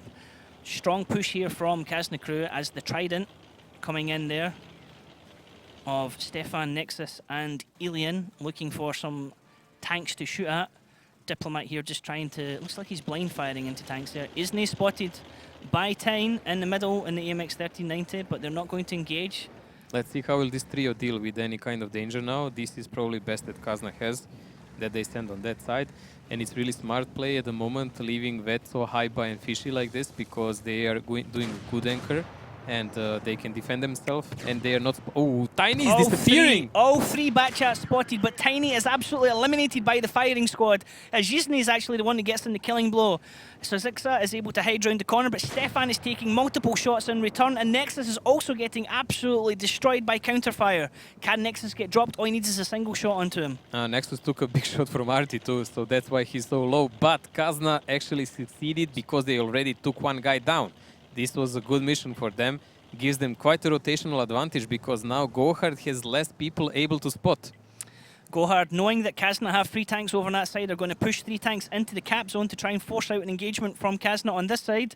Veko's the only one able to come up here and perhaps do a reset as we're down to 20 seconds. No, it has to be Vetso and Haiba together going because one of them is not enough. Also, that Kaizu in that Grilla can really punish Vetso if he peaks too much, so they need to go together. Reset going to come in probably about 8 seconds here. Haiba pokes himself around the corner and gets a shot into Haiba. Scary, I'm sorry. This is going to be very close. Kazna have lost matches like this before if they don't get the shots in. There is a reset. Scarium, Danix and Annihilator going to focus onto Haiba and rush out the cap. There's going to be crossfire coming in from Veko as well. These 3 tanks want to get rid of Haiba because he's the one that can reset for them. Then they need to back off around the corner again. They must, but Suksik already fell in the back. And guys, there is an overwhelming advantage for Kazna. Kazna is getting this and all 7 guys are still alive. The plan is working. Kazna crew coming in with the pincer movement here. Skyrim getting shots in the rear. Annihilator's going to get shot in the rear as well. 2 shots coming in against Skyrim, not needed. Now Annihilator's dropped down. A perfect pincer movement from Kazna, able to squeeze out GoHard's tactics there. Kazna, with everyone still alive, although Haiba has a dead driver, Veko has a dead driver and dead gunner. GoHard, it's really not going to go their way this time. It looks like it's going to go back, and it's going to be 4-2 Kazna crew as they're able to make this one count on their favour. Now we see Kaiju dropping. Only have is Danny X and Diplomat left. What can they do?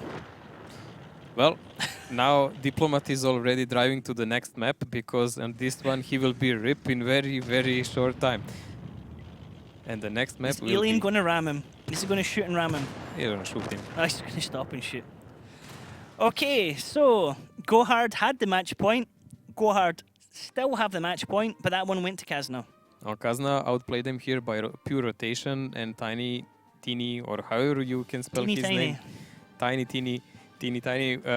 got caught on a bad position and really focused out easily.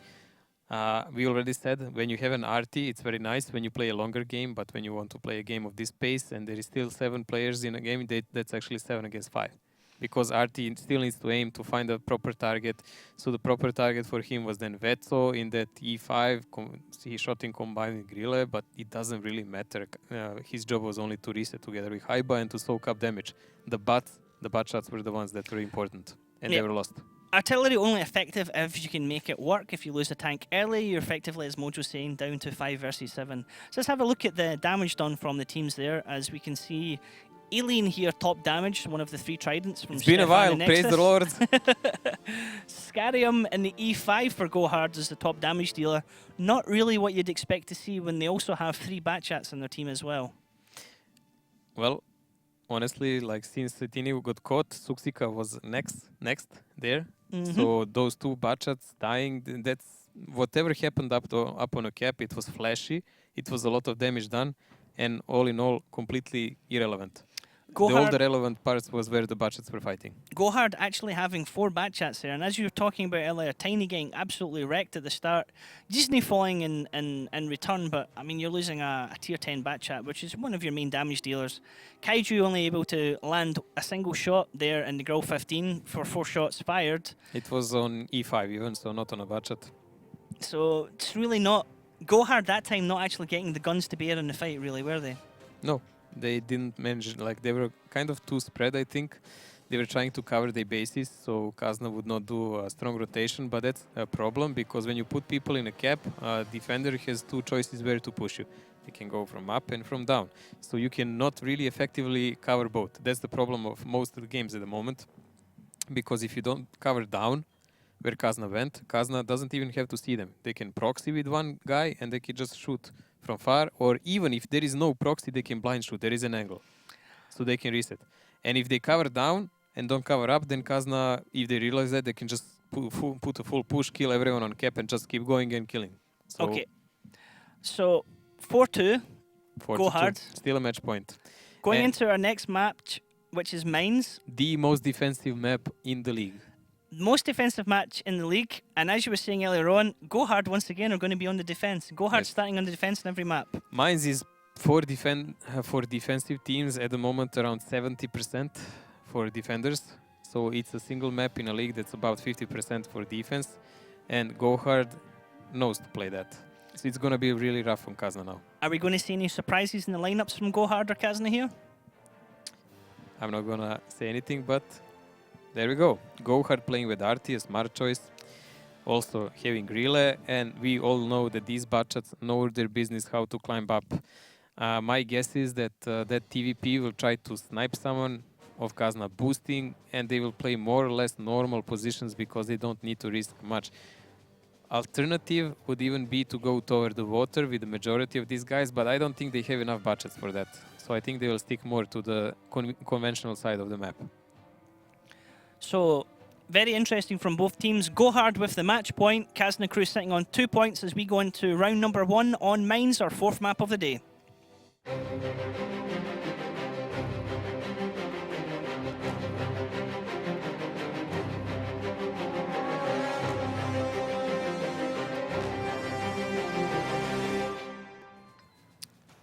Okay, as we we're saying earlier on here, Mojo, GoHard on the defense. They've started every map so far on defense and won them. I know they haven't actually. They won both on Muravanka. They won Both on Prokhorovka. Prokhorovka. So, Kazna Crew on the attack. Let's actually see how GoHard play this one. Well, let's see. They're doing a decent choice by putting an Artie down on K4. A lot of... Oh, he's actually going back. Why? Why? Why? Double boost here going up. Yeah. Both of them going up to the same No, spot? no, they're going to a new one. Kaiser is the only one getting... And they fail! Oh, they fail it so hard. Karibari seemed to slow down there just as he actually came to it. They need to reposition quickly. This is not good for them. This is really horrible because that's usually a boost that you do solo. You don't even need 2 guys, and they wasted 2 tanks to do this. It's ultra Zika bad. has only I got jinxed himself them. halfway up there, but he's not actually going to go all the way up. He's just using that to proxy. Stefan will have a free climb now. Stefan's going to have a free climb if nobody be able to get crossfires at him. He's going to get a lot of vision so long as he makes it, and Stefan does that nice and easy. Very different from the Rusty Roster match earlier on. We had 7 failed attempts at that particular area. Only from 2 one guy or different tanks. several? 2 different tanks Okay, failed so it 7 times. Yizne just scouting out the island here, knocking down some trees to give himself additional cover. He knows that that area is completely wide open. Nobody else able to actually spot him. Karibari sitting in his bush just round down the bottom from the hill. GoHard do not have the coverage that they need right now. That is super bad from GoHard not having somebody up on that hill where Stefan is able to get shots. Yizne did take a shot from someone, but Stefan is now up here unspotted and is basically saying, guys, nobody's near me. This is an ultra problem now for GoHard. Failing that boost on a start of the game may cost them a game here and even maybe a match then. Because Kazna, if they win there, they will be on a defensive side. I wonder if that was possibly a miscommunication between Kaiju and Karibari about who's going to go in that area, and they were both driving there. No, it cannot be. They just wanted to make sure they do it, so one was boosting the other, and then, I don't know, they just didn't do it well. As I said, it seemed that Karibari just slowed at the last minute and didn't have the push. Kaizo is trying to do it again. And Kaiju's he's even spotted though, spotted. that's the danger. Alien's rushing over to try and get shots on him. Yizne's going up an area now as well, so he's coming up the back area. Izne is covering their back, but Kaizu, oh, the damage done. Oh, laddie, that is a bad place to be right now. As he drops back down behind that rock and he's not going to go anywhere for some time. That's really a bad moment for GoHard and a huge tilt for them at the moment.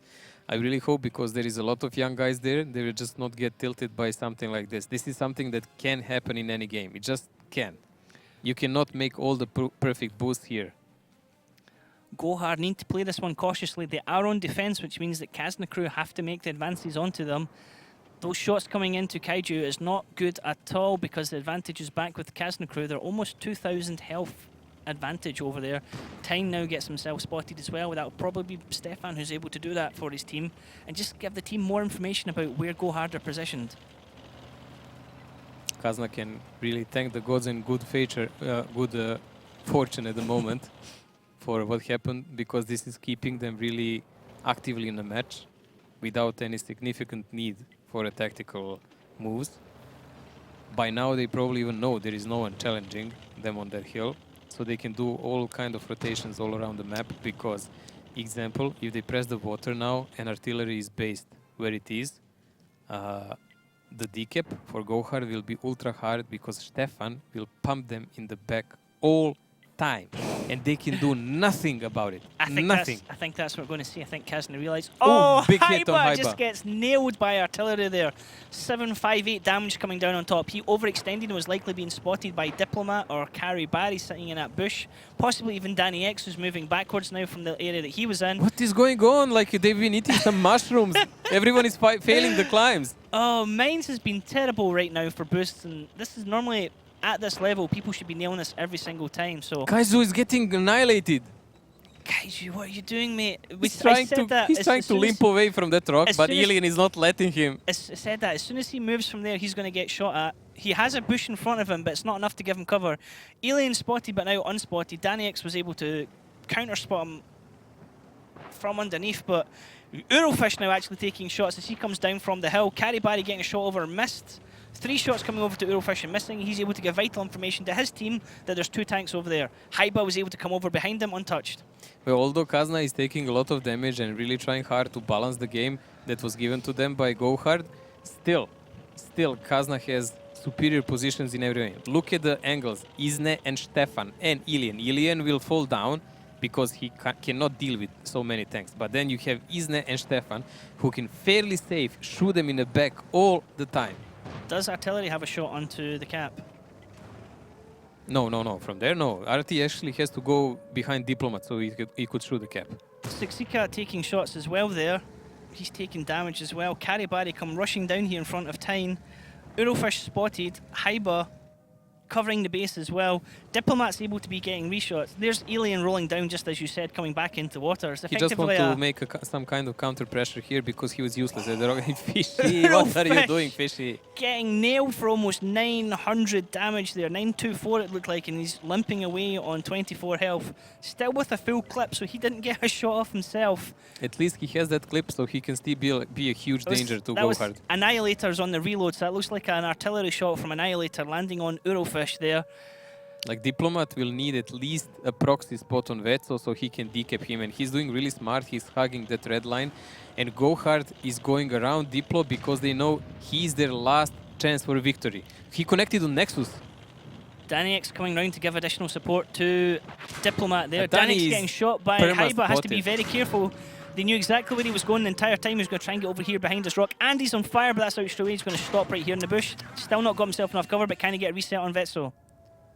Honestly, this was a bad play by Danny. He went here in speed, but he was perma-spotted. He actually did not decloak. He just drove. And they had him on the aim all the time. Alien takes a hit on the ammo rack, repairs straight away, then gets his gun damaged. Tyne up on the hill here is able to get the reset, but at what cost is he's getting shot at by Stefan. Look at the angles just the Kazna has. It's really annoying because GoHard, wherever they turn, someone will shoot them. So many tanks on such low health here. Annihilator gets the shot onto Haiba and takes him out. Danny X on 13 health, Kaiju on 118 health. Both of them are one-shots. Eurofish on 24 health, he's a one-shot. Alien, 351 health, he's effectively a one-shot, and he has a damaged gun. He's Vetso expected got to be a connected. sniper. Vetso got connected by Diplomat now. Vetso 787. He's going to have to back off soon. He knows he can't stay in that cap circle. Diplomat is the only thing keeping GoHard at the game now. Anyway, oh! You heard the shots coming in there on Vetso, as that sounded like 3 shots at once coming into him, as he is deleted from the map, and advantage swings back to GoHard's favour now. They still have all guns on the map right now. Unreal plays. I think Stefan will play more effective now. Fishy died in the water. Stefan needs to do something from that hill now. But GoHard is really covering the angles well. Stefan coming rushing down off the hill. He's effectively throwing everything to the wind here. Oh, what a shot onto Annihilator. Oh! Stefan. That was Ilian's shot from the hill. Stefan takes loads of damage. It was Danny X who got the shot onto Vetso there, I think, or somebody else. Danny X able to pick up some. But Stefan's Diplomat! now down. Diplomat carrying his team so hard right now. Unbelievable. As I was saying, Dan X was able to get a killing shot on someone there, and he's on 13 health himself. To be able to do that is such a risk. Seriously, I'm selling someone buying Diplomat tomorrow. You're the man. Oh, this is outstanding play from GoHard. They are really digging in deep after what was a failed start and bad boosts. They are bringing this one straight back to Kazna, and GoHard want to take the points. They want the win. They want to take this out to Kazna. I can just comment. Brilliant play by Diplo. This is like... Is Isne stuck? Is he stuck? Is he rolling his wheels? Dude. Oh, Nexus Dude, and Alien just I dropped can within hear Ducky seconds. from production. He must be stuck. Isn't is stuck? I can He's hear not him moving. screaming from Look at him. production. Mate, He's that's rolling. 20 meters away. The wheels are not moving. Zizny can't do anything. He's getting shots into Daniux, but he doesn't have the range. Oh, Zizny, not like this. Oh man, It's the rip. Applewell situation all over again. He has beached his tank, ladies and gentlemen, on a rock. We're trying to move in here with the free cam to give you a better view. He cannot move forward or backwards. His wheels are off the ground. Seriously. What a way to end the like match. this. Not It's like this. GoHard are all trying to position in for the shots. Yizny, he's just waiting for it to happen. He's just waiting for it to go. This is an outstanding end to this match. Absolutely crazy. Danny X has died. Diplomat gets the shot in there. That was fantastic play from GoHard to seal out that match.